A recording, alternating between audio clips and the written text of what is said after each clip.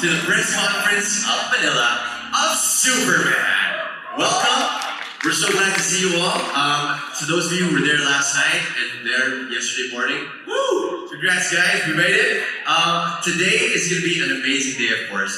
Yesterday, we had an incredible day with the cast at the first Superman red carpet fan event. And first, let me just say again, reiterate how much of an honor it is that in the world tour, Manila is the first stop. Can we give a big round of applause for that?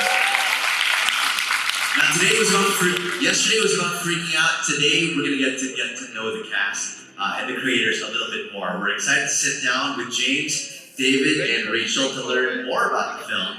And again, thank you guys so much for joining us today, especially to our friends from the media. Big winners, Oscar.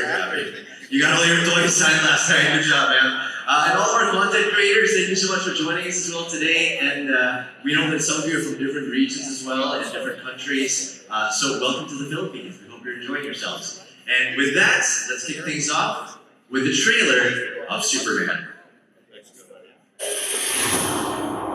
Woo! Oh my gosh! Are you guys hyped? I have to say, the first time I saw that trailer, I was like, oh my gosh, I'm excited. Like, DC, you're playing with my feelings, you know what I mean? This is it, ladies and gentlemen. I will say this, right? We are going to be having a Q&A with the creators and with the cast. And before our Q&A, literally the next like 2-3 minutes, that's going to be your only time you can take photos, videos, or audio clips, okay? So I'm about to bring the cast out right now. Now is your only chance. So get your phones ready, get your cameras ready, whatever it is. Are you ready? Ladies and gentlemen, let's please welcome our cast on stage, playing Lois Lane. Let's give a big round of applause. Well, just like shout because you're holding your phones. Let's shout for Rachel Brosnahan!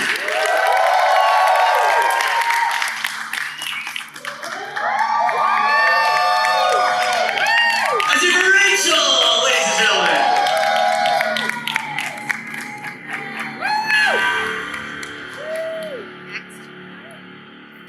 Looking absolutely stunning, Rachel. Thanks so much for joining us today. Yeah, you can just go right over there. Thank you so much. And now, our newest Clark Kent, Superman himself, David Corenswet.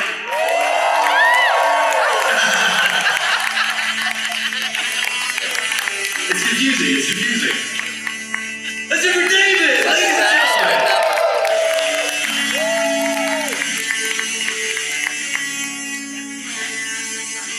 And now, it's time for us to welcome the writer and rock star director of Superman, the legend, James Gunn!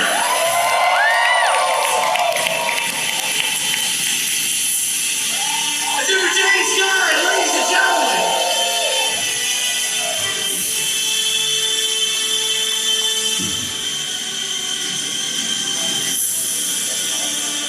Let's have another 3 rounds of these guys, ladies and gentlemen.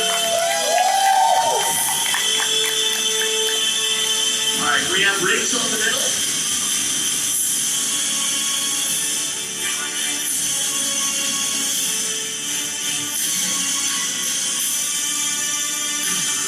Big smiles, guys. Wave at your fans.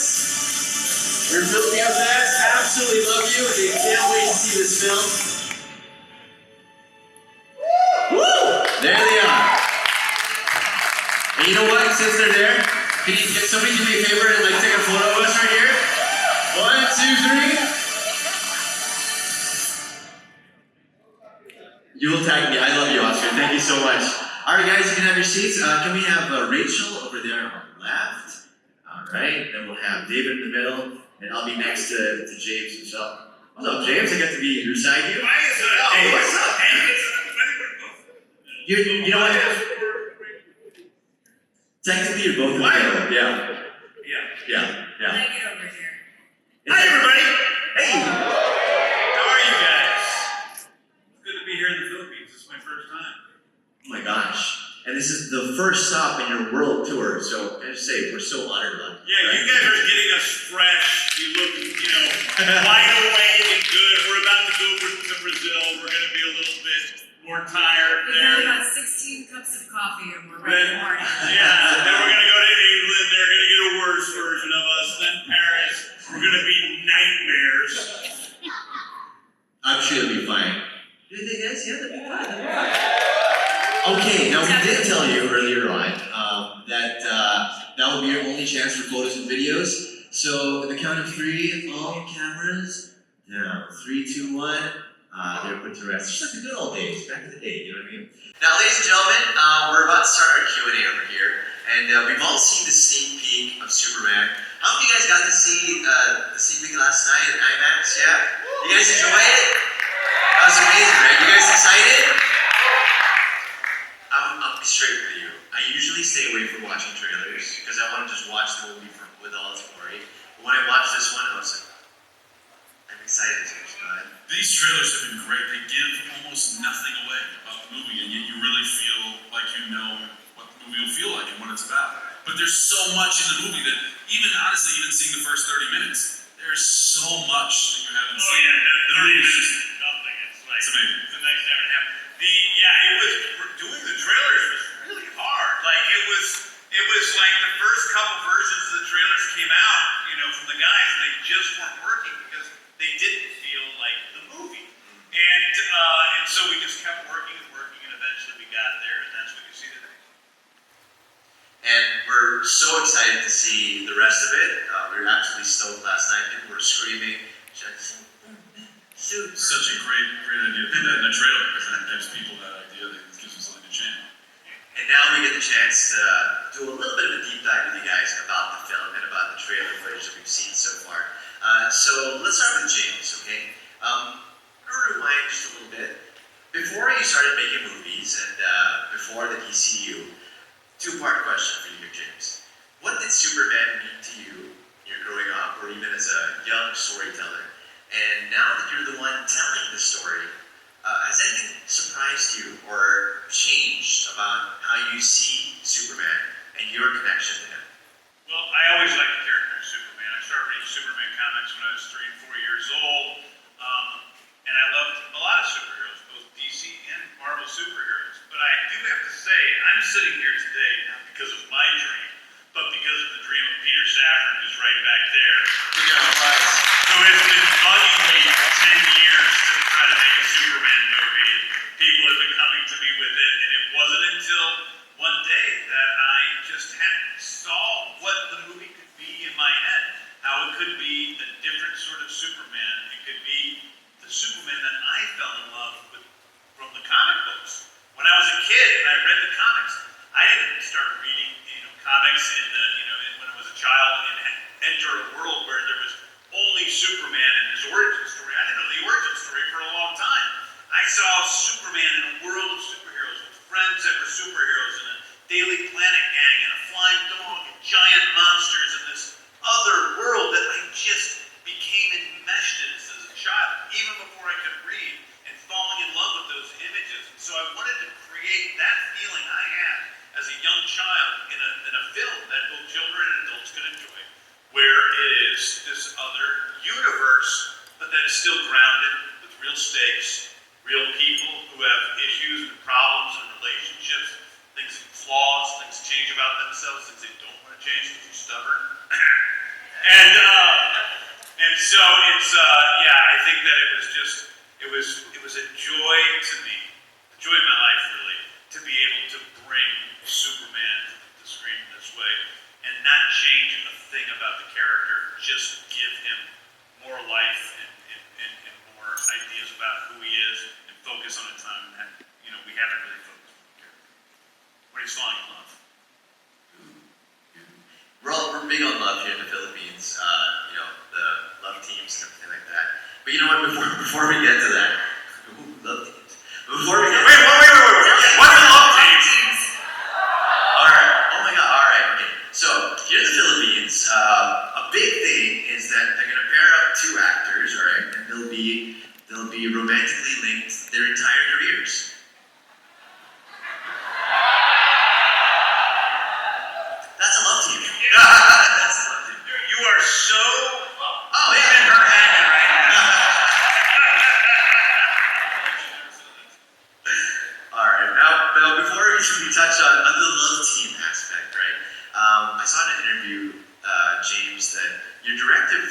as he was preparing was, work on your shoulders and work on your vulnerability. Now, our question for you, David, is... I think he said that sentence just because he knew that it would be a good story to press. No, those were the two she needed to work on. I didn't say it. It's just too good a line. I don't know. I just felt like it. It sounds awesome. That's your Instagram caption right there. But David, can you tell us a little bit about how you handle the responsibility? Well, a lot of side lateral lifts, and then you do your overhead shoulder press, and well, so I started at the gym. The gym was the first place I started because soon after we had this conversation, the actors went on strike, and so James and I did not talk for several months, and we had no contact with the studio for several months, and so all I had was my own really decision. James had very kindly said, "You're in good shape, but I want you to work on your shoulders." So it sounded to me like a pretty, minor request. He didn't say, "Look, you're a skinny guy and you got to put on a lot of weight." But that was my thought. Was as in Christopher Reeve's words, "I've been a stringed bean my whole life, and Superman is not a stringed bean." And so I decided that I wanted to, as soon as I could, put on as much weight as I could reasonably and healthily. And I had sort of wanted to do that my whole life. I've always felt a little bit skinny, like I couldn't quite fill out a t-shirt, and so I was really excited about that.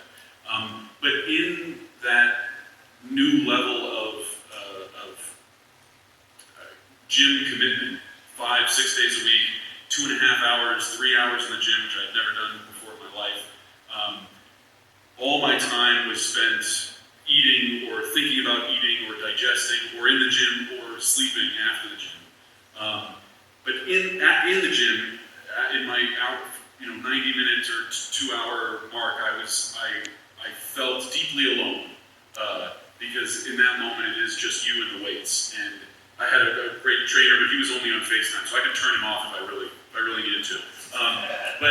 But ultimately, when you take on a physical transformation like that, it's just you against your own mind, and whether you're going to get that extra rep in, or do that extra set, or stay those extra 20 minutes to do your shoulders at the end of a long push day.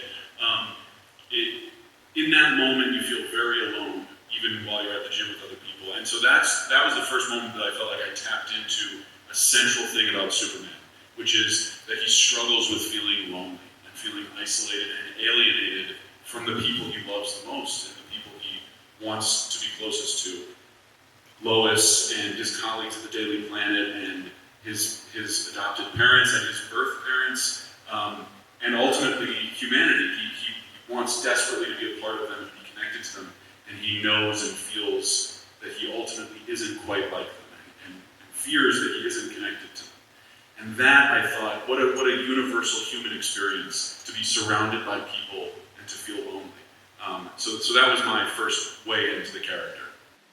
And since this is not an origin story, was it challenging for you to portray that? We're like 3 years into his journey as Superman yet.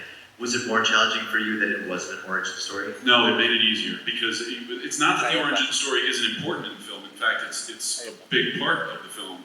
It's just that we didn't have to see it play out.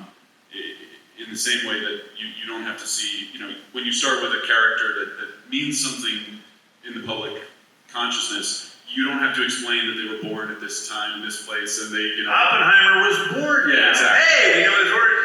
So the origin story plays a central role in the character's development and his crisis in this film. But it's much more fun to just jump into the middle where you're getting your ass kicked and you got to get back to the fight. That's a really straightforward and easy thing to play as an actor. And then the next thing that happens is, breaks into his girlfriend's apartment, and then that's like, that's another great. It's a thing happening right now, and the stakes are about this moment and what's happening between us, and does she like me, or does she hate me, or is she going to let me off the hook or not? And as an actor, that is so much easier to play than, well, this moment's important because it's going to be important in 20 years when he finally becomes Superman. So I was very grateful to James for being willing to take that leap. Thank you so much. And speaking of the people over to the girlfriend's, the owner of the apartment which you broke into, Rachel, You're playing a journalist in this one. Probably the most famous journalist, fictional journalist ever. Can you please wave at all the journalists who are here as well? They love you. Thank you for your work. Now it is 2025, so how do you modernize Lewis Lane in a world where the definition of journalist evolves rapidly? I've said it before, but Lois is one of the characters that's evolved the most in the history of these comics. The way she looks has evolved. The sort of primary lens on who she is has evolved. Sometimes it's more about her relationship with Superman, sometimes it's heavier on her role as a journalist. And, you know, we talked a lot, and I think one of the first questions I asked James before the audition maybe was, where does she fit into the canon of this character that is so familiar to so many of us, and probably to so many of you? And you really talked about the importance of her journalism. But also, James laid this beautiful roadmap in that I was really attracted to this version of the character because it feels equally weighted. You have a superhero who has superpowers, and you have this character who's a superhero in her own right. She's an everyday superhero. And just like Superman, she's not knocked off balance very easily. She can logic her way around just about anything. She's 10 steps ahead of everyone else. And then along comes this thing that she couldn't have seen coming, that she can't logic her way out of, and it totally knocks her off her feet. And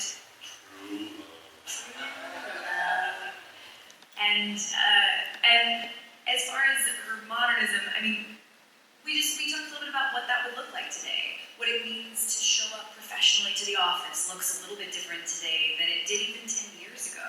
And so we talked about what she looked like as somebody who's always going to chase a story to the ends of the earth, who puts work at the moment we need her, kind of first and foremost in her life. What does her apartment look like? What does she look like? How does she express herself through her clothes? And that meant a lot of flat shoes. Was that a relief, the flat shoes? My Yeah, God, for me, you I was worried that she was going to be as tall as me. Sure. David insisted on it, actually. I remember there was a pair of boots that had a heel about this high. And David was like, I don't like the boots, I'm not feeling the boots. And I ended up in shoes that had absolutely no heel at all. And I spent the entire movie, like literally, looking up David's nose. Hence the hashtag look up. Yes, exactly. That's where it came from. Gotcha. Now, alright, so as a journalist, imagine you're Lewis Lane right now, okay? You need to write a Put me headline. in, coach. If you were to write a headline about your visit here in Manila, what would that headline be? She's observing the room. Observing the room. See, this is why I don't play one of these. Wait, can I ask? Like asking me to fly across the room. Yeah. Sure. Can I phone a friend? Phone a friend, sure. Okay. Who's gonna pitch me the strongest headline? Oh, I like that. Anyone? What's the headline for our visit, for kicking off our tour here in Manila? Journalists, you're Who's got it? Journalists? Come on, rise to the occasion. Give This me guy's some- thinking, I can see this. Someone The guy has- with the yellow flag. No. Alright, MJ work for you. MJ. Here, come, take this mic. Oh, yeah. Take that one. Thank you, Rachel. From Metropolis to Manila, Superman lands to steal Pinoy hearts. It's actually my follow headline tomorrow. Thank you. I love how that worked out. It's a teaser for your thing more. Great job. Well done. But seriously, it's been so wonderful to be here, and you all have such great enthusiasm and energy, and the fans we had last night were fantastic. I've never experienced anything like this. This is my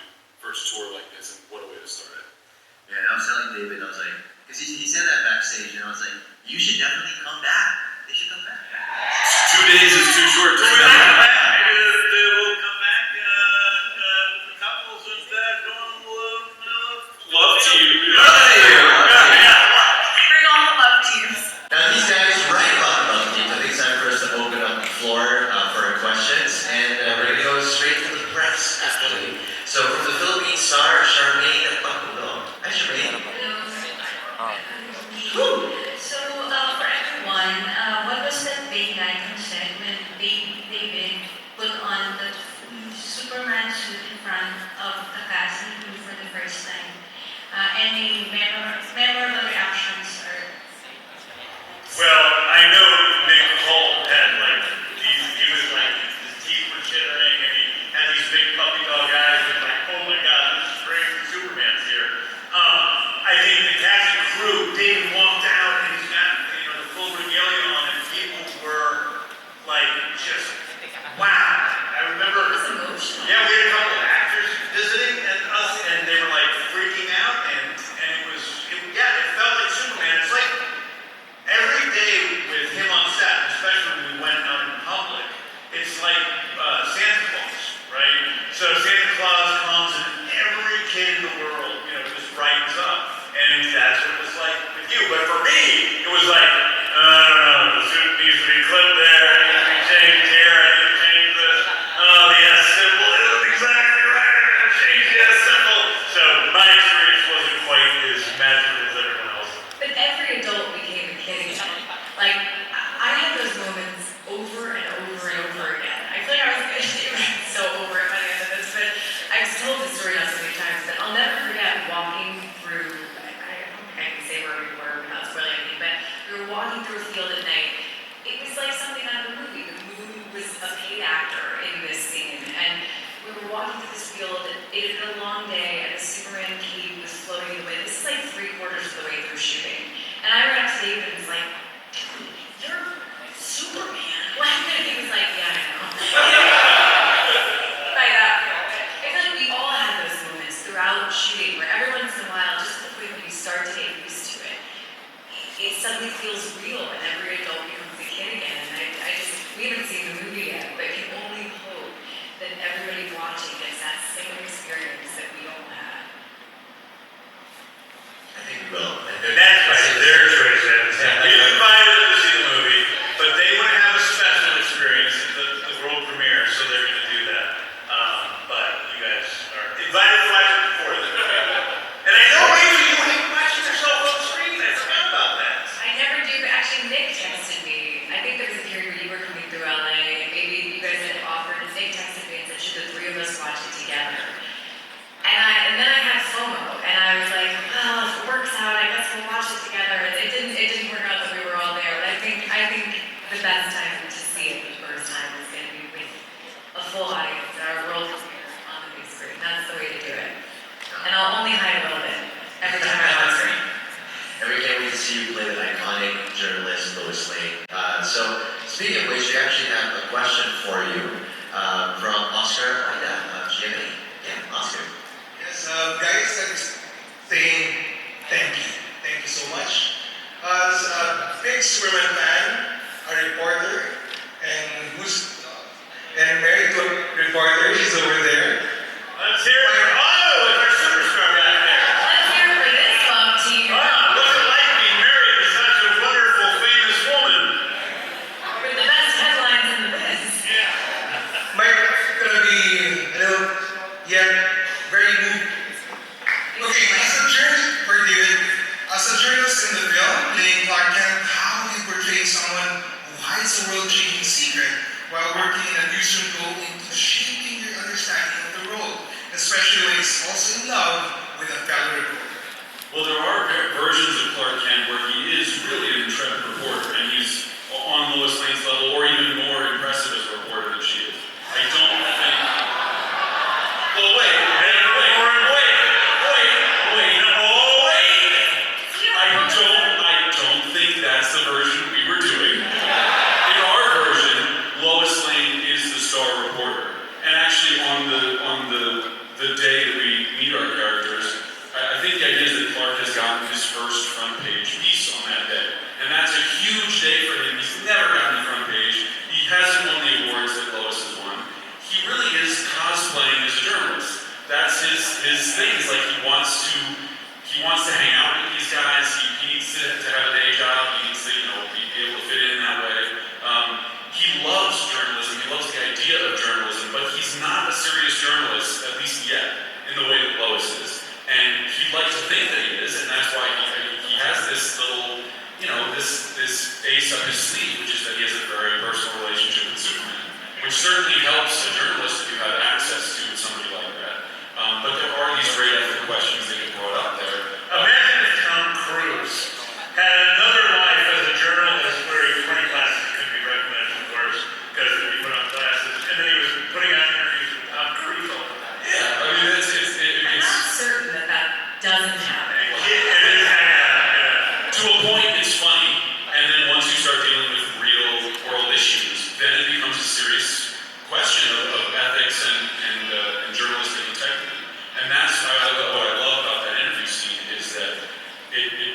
it starts as Clark thinking that Lois is going to play his game with him.